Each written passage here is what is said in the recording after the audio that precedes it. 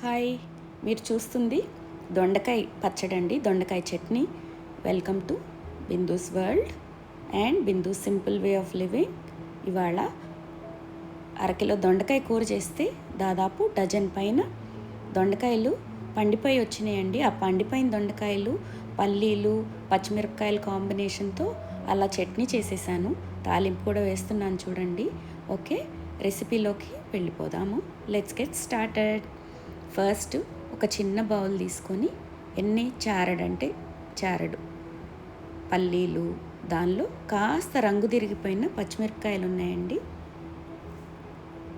ఒక పెద్దవి ఒక 3-4 తీసుకొని ఒక బౌల్లో ఊరికే వేస్తున్నాను. తర్వాత కాస్తంత జీలకర్ర వేస్తాను. ఒక పావు చెంచా అంత జీలకర్ర కూడా దానిలో వేసేసి దానిలో తగినంత నూనె వేద్దాము. ఇవి పల్లీలు, పచ్చిమిరపకాయలు, జీలకర్ర నేనన్నీ మైక్రోవేవ్లో పెట్టి ఫ్రై చేస్తున్నాను. మైక్రోవేవ్లో ప్లేస్ చేసేసాను. ప్లేస్ చేసి అవి వేగటానికి లోపల దాకా సన్నగా వేగాలండి, అందుకని 4 నిమిషాలు పెట్టేద్దాం. మైక్రోవేవ్లో 4 నిమిషాలు పెట్టి అది అయ్యే లోపల చూడండి చక్కగా వేగిపోయాయి. కాలుతుందండి. క్లాత్ తీసుకొని బయటికి తీసి చల్లారనిద్దాము. అవి చల్లారుతూ ఉండగా ఒక మిక్సీ జార్ తీసుకొని ఈ బౌల్లోవి మిక్సీ జార్లో చల్లారనిద్దాం. ఎందుకంటే అదే బౌల్లో నేను దొండకాయలు కూడా వేయించుకుంటాను. దొండకాయ అప్పుడు ఆల్రెడీ దానిలో కాస్త నూనె జీలకర్ర ఉన్నాయి కదండి, చూద్దాము పడితే తర్వాత వేద్దాం. అవి అలా వేయించేసి 1 స్పూన్ ఉప్పు వేస్తాను. చూడండి ఎట్లా పండిపోయినాయో దొండకాయలు, డ్రైగా కూడా ఉన్నాయి. ఎండాకాలం కదండి, కాస్తంత ఉప్పు వేసేసి తర్వాత ఫైనల్లో చెక్ చేసుకుందాం. కొంచెం పసుపు కూడా వేసాను. ఇవి కూడా మైక్రోవేవ్లో పెట్టేస్తాను. మైక్రోవేవ్లో పెట్టి దొండకాయలు మీకు తెలుసు కదా, వేగడానికి చాలా టైం పడుతుంది. అందుకని మైక్రోవేవ్లో పెట్టేసి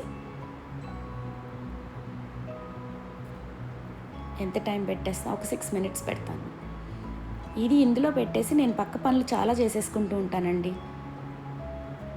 అదిగోండి అయిపోయింది. బయటికి తీసాక ఇంకా వేగాలి దొండకాయ, అందుకని కాస్త చింతపండు కూడా వేసేసి కాస్తంత నూనె వేస్తాను. ఒక్కరో డ్రైగా అనిపిస్తోందని చెప్పాను కదా, ఎంత 1/2 చెంచా అంత నూనె అంతే.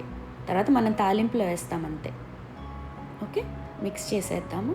ఇది ఒక పూటకి సరిపోతుందండి చక్కగా. మైక్రోవేవ్లో ప్లేస్ చేసేసి ఇంకొక 3-4 నిమిషాలు పెట్టుకుందాం. మీ దొండకాయల్లో ఉండే వాటర్ కంటెంట్ని బట్టి పెట్టుకోండి చూసుకుని. ఈ లోపల తాలింపు గెరెట్ తీసుకొని తాలింపు వేసేసుకుంటాను. బేసిక్ తాలింపు. నూనె వేడవుతుందండి. దీనిలో ఆవాలు, జీలకర్ర, ఎండుమిరపకాయలు ఉంటే కరివేపాకు, కంపల్సరీగా ఇంగో వేయండి. ఓకే, నూనె కాగుతోంది. ఈ లోపల దొండకాయలు కూడా ఫ్రై అయిపోయినాయి. చింతపండుతో పాటు బయటికి తీసేద్దాం. చింతపండు కూడా మగ్గిపోయింది. బయటికి తీసి చల్లారనిద్దాం అన్నమాట.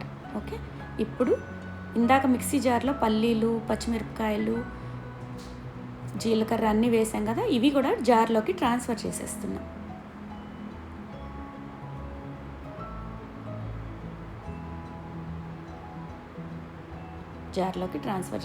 ఇది నేను కెమెరాలో కొత్త యాంగిల్ ట్రై చేశానండి, అందుకే మీకు కనిపిస్తుంది. కనిపిస్తుంది. ఆల్రైట్, అవన్నీ దానిలోకి షిఫ్ట్ చేసేసుకుందాం. చల్లారనిద్దాము. ఇది డ్రైగా ఉంది, కాసినన్ని నీళ్లు పడతాయండి. ఒక పావు గ్లాస్ అన్న నీళ్లు పడతాయి. ఉప్పు అడ్జస్ట్ చేసేసుకుంటున్నాను, ఎందుకంటే చింతపండు కూడా ఉంది. పండిన దొండకాయలు కూడా పుల్లగా ఉంటాయి. ఓకే, అంత తక్కువ క్వాంటిటీ ఉన్నా కూడా దొండకాయలు పుల్లగా ఉంటాయి. ఓకే, ఉప్పు కూడా వేసేసి అడ్జస్ట్ చేసుకొని మిక్సీ చేసి తీసుకొద్దాం. ఈ లోపల తాలింపులో ఆవాలు, జీలకర్ర, ఎండుమిరపకాయలు, ఇంగువ, నీళ్లు వేసేసి మిక్సీ జార్లో గ్రైండ్ చేసి బయటికి తీసుకొచ్చేసాం. చూడండి అచ్చం రోట్లో దంచిన దానిలాగా ఉంచు కదా. ఇంకా నీళ్లు ఎక్కువ వేస్తే బాగోదండి. దీన్ని ఒక జార్లో మామూలు ఒక గ్లాస్ బౌల్లో షిఫ్ట్ చేసేసుకొని వేసిన తాలింపు వేసేసి అన్నం, వేడివేడి అన్నం, నెయ్యి, అప్పడాలు, మేమైతే పొడుం కూడా వేసుకుంటాము. మరి మీ ఇష్టం, మీకు ఎట్లా కావాలంటే అట్లా. ఇది ట్రై చేసి ఎంజాయ్ చేసేసేయండి.